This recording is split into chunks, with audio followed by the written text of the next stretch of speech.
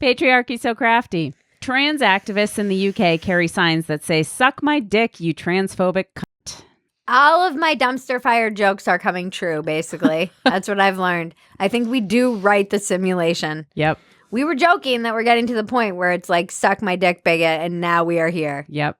We are here. In like a matter of months. What happened to no means no? Well, that is also part of this. Stonewall calls lesbians sexual racists for refusing trans women as partners. There's a lot to unpack. A lot. But more importantly, it's really simple. It doesn't matter what you identify as. I don't care if you're a furry and a not furry. I don't care if you're trans with someone who's gay. I don't care if you're a male with a female, whatever the fuck you identify as.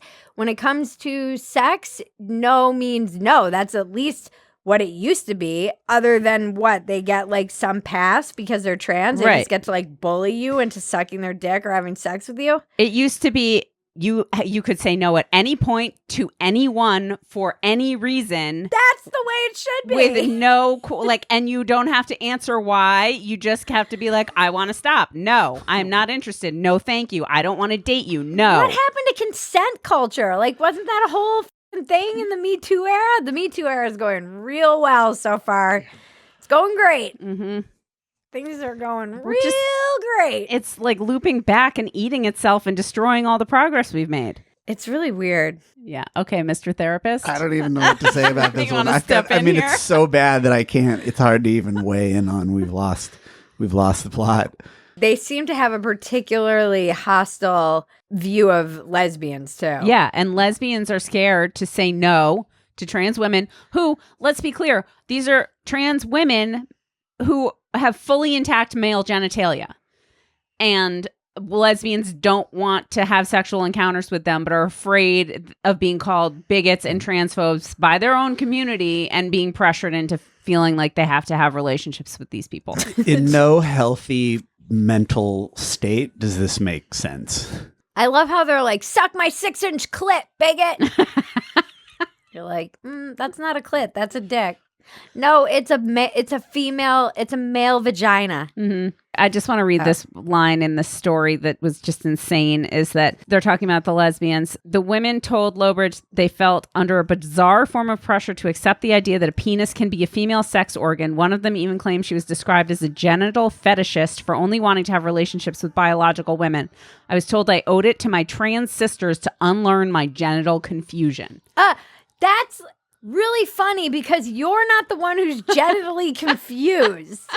Like, pretty fucking ironic and projecting of that person who literally doesn't know what fucking body they're in and wants to change their body parts to like put that on you, that you're the one who's genitally confused. Yeah, and that a penis is a female sex organ. How is that not genital confusion? Yeah. It's fucking women. It's an attack on women. Somehow women still, even the lesbians, are getting like the short end of the stick here. Women! Yeah, they're not going after the gays for not wanting to have sex with vaginas. You never hear about that. Not yet. Well, that leads us to our next story. Transgender man gives birth after Grindr one-night stand while transitioning, says it's the most masculine thing he's ever done. I feel like in that like liar liar gif with Jim Carrey where he like rips his hair out and he's like I read this story and there's one quote in that story and I was like, more people are gonna die by suicide after reading this New York Post article than died on January 6th. More people are about to die in the mass suicide on the set after the insanity we read about this piece. Yeah, what was the exact quote? It may sound counterintuitive, but giving birth felt like one of the most masculine things I have done. I want to know what the other masculine things this person has actually done. It's just... Giving birth is like the most female thing you could do. And it's, I mean, you're taking away the power from all the women who've done it. Talk about erasing women. Yeah. And minimizing something that is uniquely part of being a woman and also like how many women died in childbirth, how they had no choice or options to be anything other than like a baby maker for thousands of years, how many women died struggling to fight against that and get some kind of right and personhood outside of it. And now the thing that is so defining in so many ways of being a woman is now like the most masculine thing ever. Being stripped away. I'm going to kill myself. And then there's this too, like a month into pregnancy, the guy met his current husband, Jordan. Now the pair are raising the child together with the support of friends, the trans community, and the Satanic Temple Church, of which he's a member. Poor child. That poor child.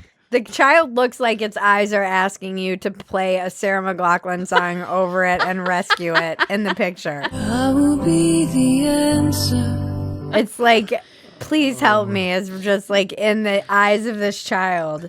And I have so many questions. I want to know what gay dude on Grindr was f***ing that puss. Right?